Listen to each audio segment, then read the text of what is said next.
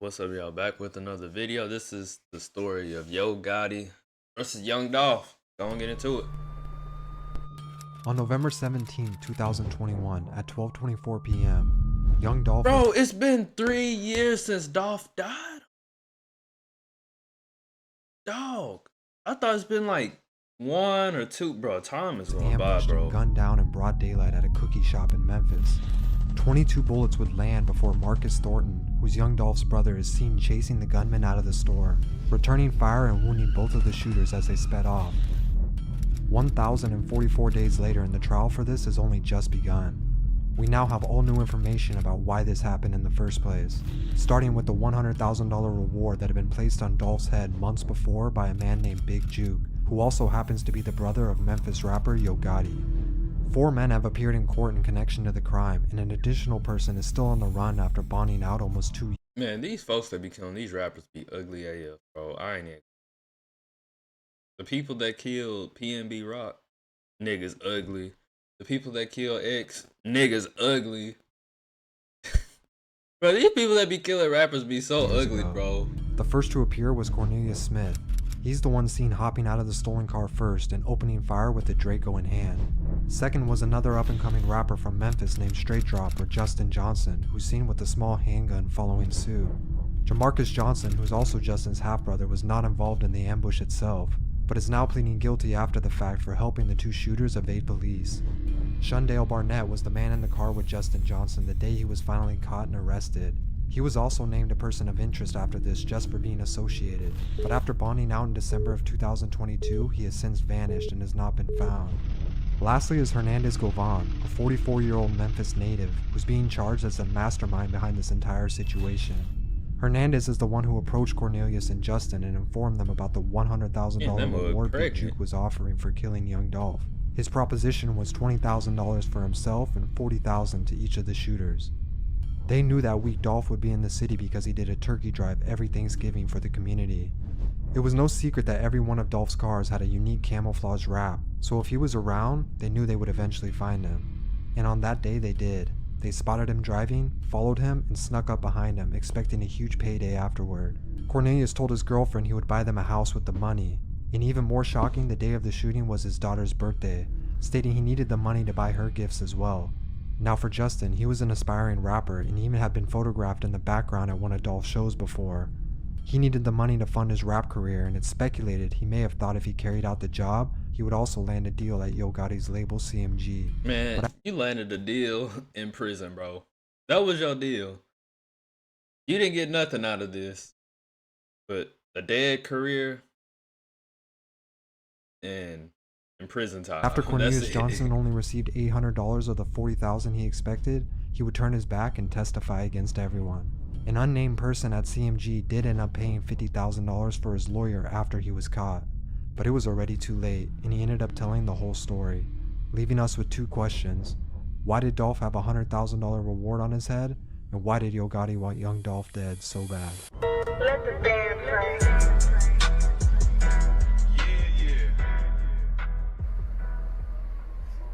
Prior to young Dolph's passing in 2021, he had already survived multiple attempts on his life.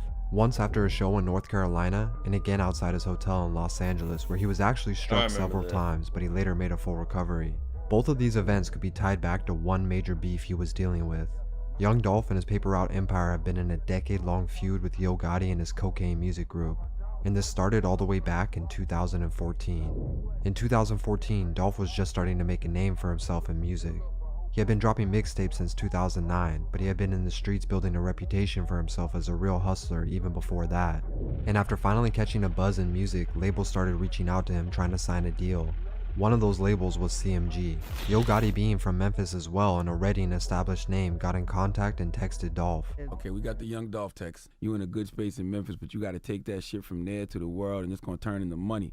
I like your grind, my nigga. When I was in your position, none of them niggas who could have helped me did. Our city fucked up, homie. Now it's important to understand that Dolph didn't really need the biggest asset a label had to offer, which is money. He already had it from the streets and was okay taking the long route and doing things himself, and it was working. Initially there were no issues, and Dolph just stated he didn't want to sign because then everybody would give Yo Gotti the credit when he finally popped off. You did this all by yourself, or were there other artists that kind of help open the doors for you? Like I know Gotti's opening the doors for a lot of artists in Memphis, or did you just been navigating your own path? I've been doing this, man, on my own since day one. Day one. You know what I'm saying? Since day one, like everybody, a lot of folks, a lot of people, everybody almost done came to me with different situations like, man, let me help you with this and do this and do that. But me in my position, like I got too much of my own money tied in this and too much of my own time in it. Like I got too much invested in it. You feel what I'm saying? So like, say like Gotti wanted me to do the, like, man, come on, bro, let's do CMG paper route. That's cool. I'm knocking for that. If I was him, I would have came to me like that. You know what I'm saying? Yeah. But only thing was going to happen behind it was people like, oh, he popped off because of Gotti. You feel what I'm saying? Which I can't do that because I got too much of my own time and money invested in it. In 2016, though, things really started to heat up, and it's all because of this mixtape and its title, The King of Memphis. It's just Memphis one of them cities like that. You know what I mean? Like if you pay attention, it always been a artist out the city saying, I'm the king of Memphis. I'm the king of Memphis. That's why it done been so hard for other artists to pop out and take off because everybody want to be that the big one is just me. You know what I mean? But I ain't got nothing to do with that. I named my CD King of Memphis, not the King of Memphis. Like all of my partners king. This seems harmless on the surface, but it's a bold statement and that seemed to be targeted at Yo Gotti. Shortly after, Dolph put out a tweet stating, "Bro went from being my biggest fan and wanting to sign me to being my biggest hater." He would address this in a Hot 97 interview when asked if the two were on speaking terms. I remember he said that on the record. Have you and Yo Gotti had a conversation lately? Have you guys, nothing? And you're not interested in having that conversation? It ain't no pressure with me. Yo Gotti wouldn't directly respond to this, but instead one of his artists known as Black Youngsta would. Black Youngsta and his... Man, I remember that Black Youngsta and Young Dolph beef was going on. Everybody, I ain't even gonna say it. I was on Black Youngsta heavy at the time, bro. I ain't even gonna lie. I thought CMG was right. Pull up to Dolph's neighborhood with military-sized weapons and record a video saying when he finds him, he's gonna slap the shit out of him. But at that time though, Black Youngsta, he was just now popping off in school, bro. Everybody was listening to him, Dolph, and a few other artists. But at this time, like 2016, 2017 in Tennessee, it was like Black Youngsta there, bro. Where he at? Where he at? Where he at? Where he at? See the last back? You see me? Dolph, cuz. Where you at, Dolph? Where you at? Where you at? We in Cash Stage right now. We just left the store. Where you at right now, Dolph? Now, Yo Gotti himself always did a good job of keeping his mouth closed, at least when it came to the internet side of things. But whatever issue you and Dolph have, don't you think it's gone too far at this point? Like, isn't it time to... I don't got no issue. Yeah. I ain't got no issue. Like, it probably was the second or third time I've been up here and said the same thing. That's true. I ain't got no issue. What the fuck is going on with Dolph, baby? What is going on with Black Youngsta? What is going on, man? Ain't nothing popping, man. That shit's crazy, man. That video was scary. Yeah. Yeah, I think that's probably a little misunderstanding. Ain't nothing really popping, you know. Do you think they're gonna work it out? I don't know, man. You know, I can't speak for. I mean, it looked crazy on World Star. Yeah, I caught it a little bit of, but you know, lil homie young though. You know what I'm saying? Lil homie young and wild in the streets, and you know, they just move a little different. Dolph, on the other hand, was not having it, and he got online stating that CMG now had the police looking at him. He also reiterates that Yo Gotti has always been a hater and even pointed out that his first big song was a diss toward Memphis legends 3 6 Mafia. Hey, I've been spraying your for years. The whole city know that. Whole Gotti, you was a... I just got back to the city. They say you trying to put charges on me and put the police on me. You send your little to do all your talking. Talk for yourself. Hey, that big head Down syndrome looking hate on everybody from the city that gets some real money. You start out hating on 3 6 and they were having Oscars and shit. You had to hate because you were broke. That's the only way you can get attention, boy. On the song Ready, Dolph would drop a diss toward Black Youngsta with these lyrics. One of the lines suggests that he had been sleeping with Yo Gotti's baby mom, which would be the first time we would get context as to why this beef might have become so personal so fast. Black Youngsta would also rush to the studio and release his response titled Shake Some, which had all kinds of disses for Dolph. This really didn't get much attention, and after a few months, Youngsta would go on to state that the beef with Dolph was over. Is the beef with Dolph, is it done yet? Nah, I'm not beefing with Dolph no more. It's over with. Have y'all communicated since then? Nah, I actually never in my life stood in front of him and just talked to him or met him or nothing. However, by now, the beef was clearly starting to get to Yo Gotti, because he rapped some lyrics on a song titled Don't Beef With Me. He never called Dolph out by name, and instead chose to go the subliminal route, but ultimately he basically sent out a warning.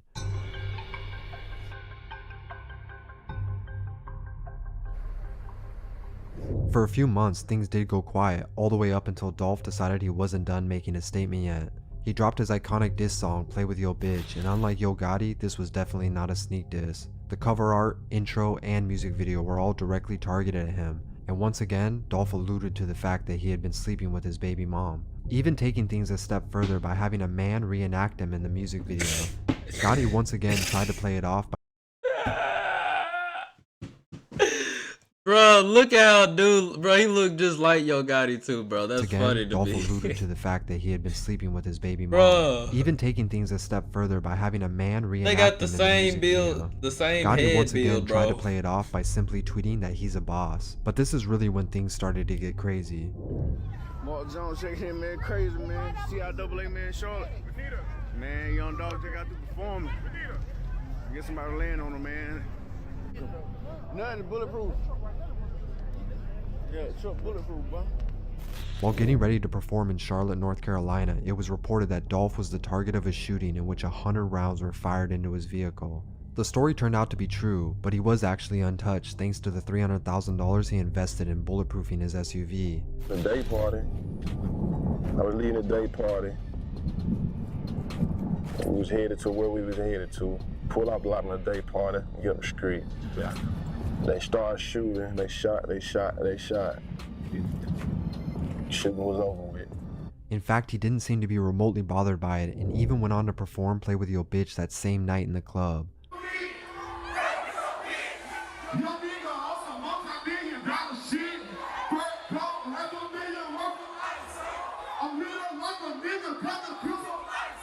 Dolph would go on a number of interviews after this where he ultimately tried to avoid questions about the beef, while still seeming unfazed by the whole thing and calling it old news. That's old news. You know what I'm saying? Like, it's old. It's entertainment. You know what I'm saying? Like, definitely, if it ain't nothing else, it's entertainment right now. And this is the entertainment business, so.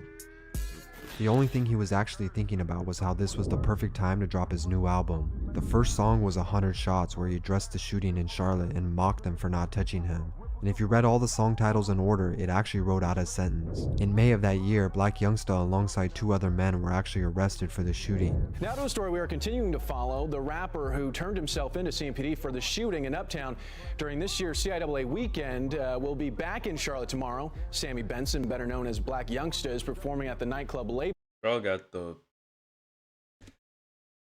Bro, yeah, bro, I never knew this was Black Youngsta's real name, bro. That is a funny name. Sammy Benson. Bro, he sound like, I don't know, bro. He sound like he done created, well, I ain't even gonna say it. I don't know, bro. It's like an 1800s name, dog. What kind of name is this? The rapper turned himself Sound like into something authorities from the back in May after 100 shots were 1700s. fired in Uptown at another rapper, young Dolph. That was in February. Dolph was not harmed. This is Benson's first trip to the Queen City since being released from the Mecklenburg County Jail. He stuck to his story that he was innocent, even releasing a song with that title suggesting that Dolph snitched on him. Ultimately, the charges against him were eventually dropped due to lack of evidence, but again, the beef was really far from over. Top story tonight, bullets fly near the Hollywood Walk of Fame. Tourists ducking and a rap artist was hit and seriously injured. Tonight, police say an ugly rivalry may be behind that shooting. Just months after calling the beef old news, Dolph was once again the target of a shooting, this time in Los Angeles. Reports say that he and his crew were outside of a hotel that Yo Gotti was staying in when they were confronted by a number of other men. What started out as an argument quickly turned into a fistfight. Bro, these folks be so ugly, dog. Look at this dude, bro. Bro is so ugly. The shooting. Dolph was punched to the ground when a man named Corey McClendon then pulled out a gun and shot him numerous times. He managed to crawl to a nearby shoe store where he was then picked up and rushed to the hospital. He of course would end up making a full recovery, and when he appeared for more interviews, he once again stated that the beef was over. It was later uncovered that his shooter Corey was in fact a friend of Yo Gotti, confirming this feud was still very much alive. On the outside, things appeared to die down for a bit, but in the streets of Memphis, word was spreading. We now know this is around the same time that Yo Gotti's brother, Big Jook, put out a bounty on not only Dolph's head, but multiple Paper Route members. These folks don't know that Jook put a hit out, bro. Don't know this. 100,000 for Dolph, 50,000 for Key Glock, 50,000. Shout out Grove Hero, bro.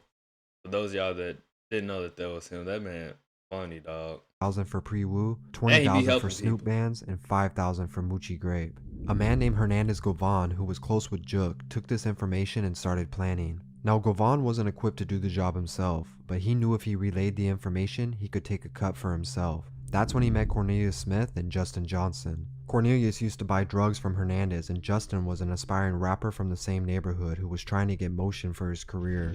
Govan told them about the hit and proposed a $20,000 for himself and $40,000 for each of them if they could pull it off. They waited until the week of Thanksgiving, knowing Dolph would be around for his annual turkey drive.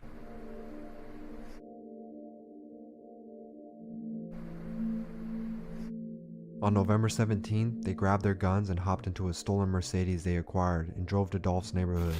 Dolph was with his brother that morning and they were in fact around. They were making a few stops on their way to Makita's Cookies, a place he was known to frequently visit.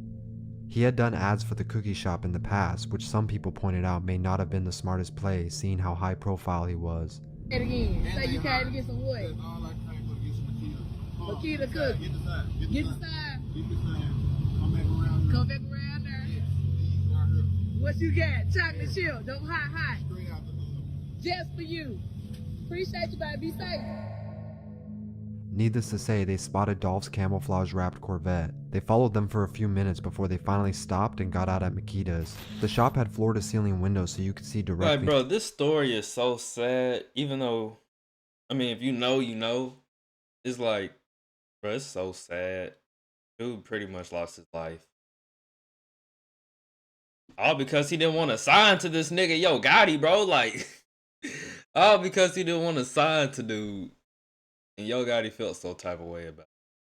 I don't know, bro. It's a sad situation, bro. And I'ma always say this, but these rappers be beefing, bro, and some of these people be having kids. And, you know, a lot of their kids ain't even grown up yet, bro. Like, they be babies, toddlers. I'm just like, and then these rappers just lose their life for nothing. But they kid to grow up without a father. Really a sad situation. Me, I think, like, whenever stuff like this happen, I think about the kids first, bro, because it really do be sad, dog. Inside. As they ordered their cookies with their backs turned, Justin and Cornelius pulled up behind them. Cornelius jumped out first with the Draco in hand and immediately opened fire with Justin and his handgun behind them.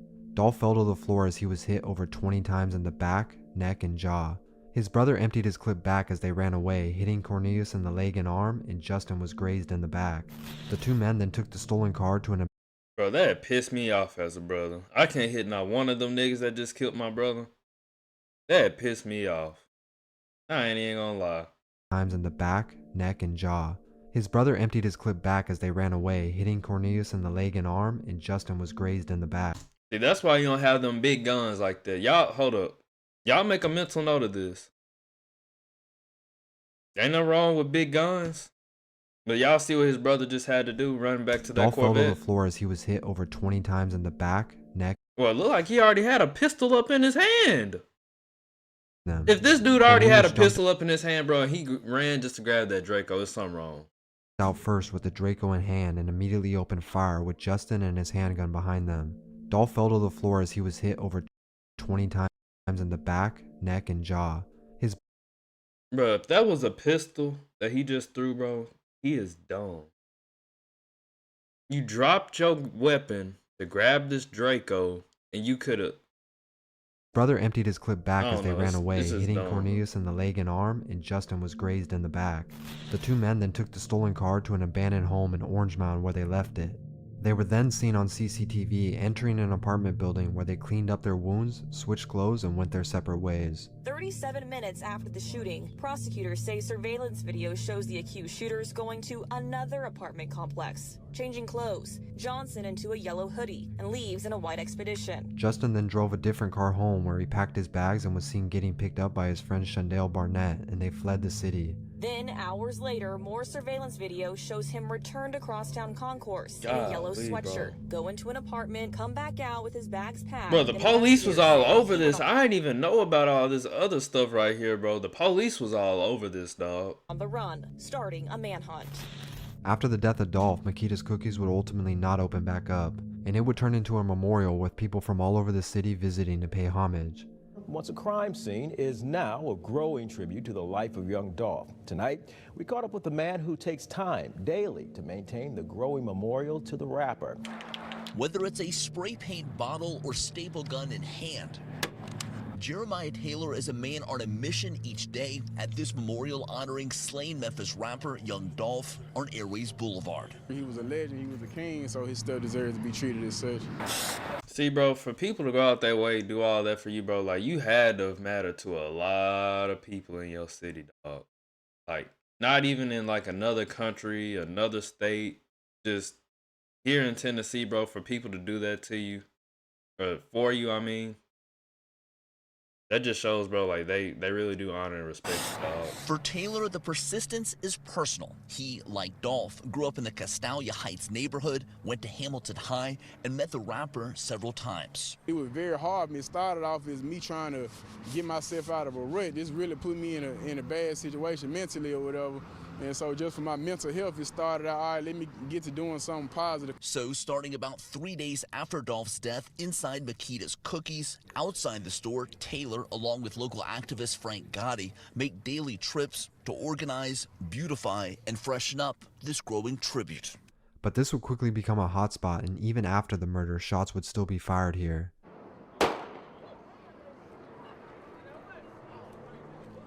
Even the man who was taking it upon himself to look after the memorial would also be shot and killed. Bro, what? I didn't even... What? Needless That's to crazy, say, the bro. area was already struggling with high crime, and the death of Dolph only made things worse for everyone. With speculation of retaliation, the police... Bro, I remember, like, last year in 2023, or 20... I ain't gonna say 2023, but... Yeah, around the time when Dolph died, bro, they had the city locked down, bro. Because it was just so much going on. Like, the police was out everywhere. And a lot of y'all gonna think I'm capping. I'm really not. Like, y'all can ask anyone that lives by Memphis or close to Memphis or in Memphis. They had the city locked down. even issued a warning advising people to stay in their homes. We are encouraging everyone to stay in if they don't have to be out. It didn't take long for the police to locate the stolen Mercedes that was used that day. The same house it was found at can be seen in the background of a now deleted music video by Straight Drop or Justin Johnson. Images of this now infamous white Mercedes, Memphis police say, was the getaway car used in Young Dolph's murder at Makita's Cookies has been viewed by millions. The car was found outside this abandoned home on Bradley Street days after the killing in late November. It's the same home seen here in this music video featuring Young Dolph's accused killer, Justin Johnson, also known as Straight Drop. In another music video posted shortly after the murder, he's also seen wearing a PRE pendant around his pants even though he had no affiliation. It didn't take much of an investigation for Straight Drop to become a person of interest in this case. After police got word of his potential involvement, a simple check on the cameras outside his apartment essentially solved the case. Now, rewind back the day before Young Dolph's murder, 17 hours before. The jury is shown surveillance video from Crosstown Concourse, where Johnson was living with a relative. You can see a white Ford Expedition pull into the parking garage. Then you see a man on the elevator wearing a Bass Pro hat, gray sweatpants. Prosecutors say that's Johnson. A series of videos spanning several hours, counting down to Dolph's death, is shown, showing Johnson coming and going from the building in the same outfit. At one point, he returns to Crosstown Concourse in a white Mercedes car. Prosecutors also show video of a car exchange at a gas station in the middle of the night where that Mercedes is picked up. Then, around 30 minutes before the murder, video shows Johnson leaving the apartment once again. And once again, he's in the same outfit. This time, he's on the phone with his young daughter. You see him leave in the white Mercedes. Cornelius Smith would be the first arrest, and initially he kept quiet and denied the... I gotta on the rewind phone this real quick. with his young daughter. Then, around 30 minutes before the left murder, in the video Mercedes? shows Johnson leaving the apartment once again. And once again, he's in the same outfit. This time, he's on the phone with his young daughter. You see him leave in the white Mercedes. Cornelius Smith would be the first arrest, and initially he kept quiet and denied the allegations against him. But as the evidence that directly pointed to them as the shooters began to pile up, it became clear there was no getting out of this. Despite getting $50,000 for a lawyer from Yo Gotti's CMG, he would eventually start cooperating and tell all. Boy, you like an alien. You ugly. Of the $40,000 he was promised. Justin was eventually pulled over and arrested in Indiana alongside his driver, Shondell Barnett. U.S. Marshals found Johnson in Indiana. That's Justin Johnson. Tomorrow, local law enforcement agencies and the DA will hold a press conference with more information on where in Indiana Johnson was found. Yesterday, Johnson was supposed to turn himself in at 201 Poplar, but ABC 24 was there and he never showed up. Last week, Justin was sentenced to life in prison and found guilty on all 3 counts after a quick 4-day trial. First-degree murder, conspiracy to commit murder, and a felon in possession of a firearm. We, the jury, find the defendant guilty of conspiracy to commit first-degree murder as charged in count 1 of the indictment. We, the jury, find the defendant guilty of first-degree murder as charged in count 2 of the indictment. And we, the jury, find the defendant guilty of convicted felon in possession of a firearm as Don't cry. charged in You count like it 3 from. of the indictment. Shondell posted I bond was and has been talking. on the run since. I was doing way too much talking. I didn't hear what she had said at the We, end. the jury, find the defendant guilty of convicted felon in possession of a firearm as charged in count 3 of the indictment. Shondell posted bond and has been on the run since 2022, where police are still actively looking for him. Shondell Barnett is a person who we believe was providing assistance to Justin since we've been looking for him. And he now faces charges of accessory after the fact to first-degree murder. Sheriff Hardin says he has no idea where Shondell Barnett went after being released. Shelby County doesn't know either and has issued a warrant for Barnett's arrest, adding on attempted first degree and theft of property between $10,000 and $60,000. Jamarcus Johnson, who's Justin's half-brother, would also be arrested for accessory after the fact, where he took a plea deal and admitted to helping Justin evade police by taking his cell phone and posting on social media for him, in an attempt to give him an alibi and throw off police. Jamarcus Johnson had no involvement in the homicide before the murder. A week or so afterwards, he took acts that helped his brother evade law enforcement. Hagerman says Justin gave Jamarcus a car and cell phone, the same cell phone that Justin allegedly had with him before and during the murder. Lastly, Hernandez Govan, who's being charged as the mastermind and the one who coordinated and brought everyone together, is still awaiting his verdict. 43-year-old Hernandez Govan, who was just indicted in the rap star slaying, along with Johnson and Cornelius Smith, once lived just a few houses down. Neighbors fearing for their lives told us off camera he grew up on the street. A possible connection linking the suspects, as District Attorney Steve Mulroy says Govan asked for young Dolph to be murdered. Mr. Govan has been indicted and is in custody for being involved in the young Dolph murder.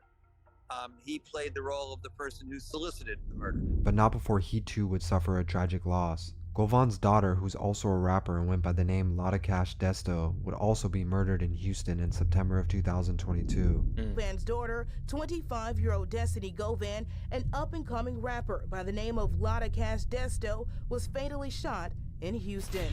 He would post on social media stating, "I think I cursed you with my lifestyle. I apologize, baby."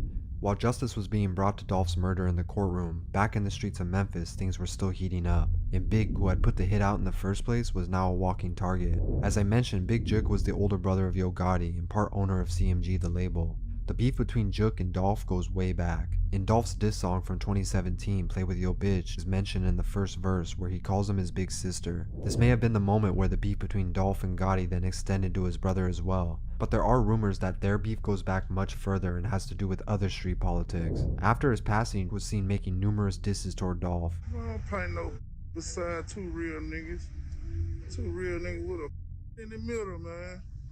Y'all don't do that, man. Don't fuck about legacy. Hey, y'all. I'm finna start a GoFundMe, man, cause I know a lot of you rap niggas fucked up out here, man. Can't do no shows. Ain't save no money. So guess what? I'm gonna come save today. That was until January 13, 2024, when Jook and Gotti were attending a funeral service for their uncle. After the service at Paragon's Restaurant and Event Center, 2 men would be reported shot, with 1 man succumbing to his wounds in the hospital. The deceased man was then identified as Big Jook himself. Deadly shooting in Hickory Hill with connections to Memphis rapper Yo Gotti. Fox 13's Lakia Scott joins us live tonight from St. Francis Hospital. That's where the victims were taken. Lakia, what were you able to find out? Good evening, Daniel. They ain't no At victims. least 5 police sources have confirmed with Fox 13 that the person killed is Anthony Mims, also known as Big Jook. Now, Big Jook is the brother of rapper Yo Gotti. We do feel like the individual that was shot was possibly targeted by the suspect. Footage from the scene would circulate online and people would react, stating paper route must still be sliding for Dolph. I sure see him on the land, laying down over there. Huh? Big Jook dead. Yeah, for real? Big Jook. Whoa. One person from the funeral posted on Reddit stating 3 men in all black entered the funeral, then seemingly left after spotting Gotti and Jook and waited outside in a white SUV with no plates. And just like when Dolph died, PRE members were now online mocking the death of Big Jook. Yeah, today feel good in the motherfucker. Feel so good outside. Hell yeah, up to man, it's nicer today. Whew. God damn. Man. Woo! Boy. Bro, they love the day. It goes without saying that the death of young Dolph only added fuel to an already burning fire in the city of Memphis. What started out as a disagreement over... Bro, I remember when that Grove Hero smacked Lil Amigo. That mess was funny, bro. How you get slapped by a dude? signing a deal, turned into a rap beef, and then escalated to the death of multiple people in a situation where there are no winners.